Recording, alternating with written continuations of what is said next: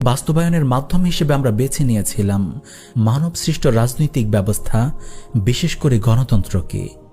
তাত্ত্বিকভাবে গণতন্ত্রের সংখ্যাগরিষ্ঠের মতই চূড়ান্ত হওয়ার কথা, কিন্তু বাস্তবে পৃথিবীর কোনো দেশেই তা হয়নি। ক্ষমতা সব সময়ই একটি নির্দিষ্ট এলিট গোষ্ঠীর হাতেই কেন্দ্রীভূত থাকে, আর গণতন্ত্র সেই ক্ষমতাকে প্রশ্নবিদ্ধ না করে বরং বৈধতা দেয়। এখানেই ইসলামী দৃষ্টিকোণ থেকে আমাদের পুনর্বিবেচনার জায়গা তৈরি হয়। একবার ভেবে দেখা দরকার, এই আন্দোলন যদি ক্ষমতার পুনর্বণ্টনের জন্য না হয়ে আল্লাহর দেয়া বিধান প্রতিষ্ঠার জন্য হতো, তাহলে কি পরিণতি একই হতো?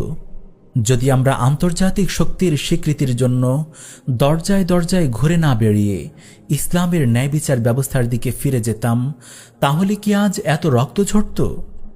ইসলামী শরিয়া কোনো আবেগ নির্ভর স্লোগান নয়, এটি একটি পূর্ণাঙ্গ শাসন ব্যবস্থা, যেখানে শাসক ও আইনের ঊর্ধ্বে নয়, এবং ইনসাফ কোনো রাজনৈতিক পক্ষপাতের শিকার হয় না।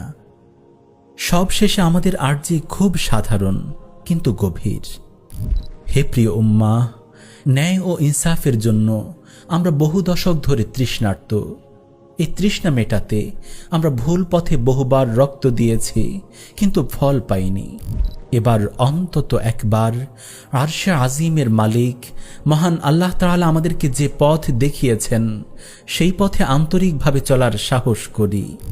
দুনিয়ার সব দরজায় বারবার ধাক্কা দিয়ে যখন বন্ধই পেয়েছি, তখন অন্তত একবারও তো আমাদেরকে মহান রব্বের দরজায় ফিরে যাওয়া উচিত।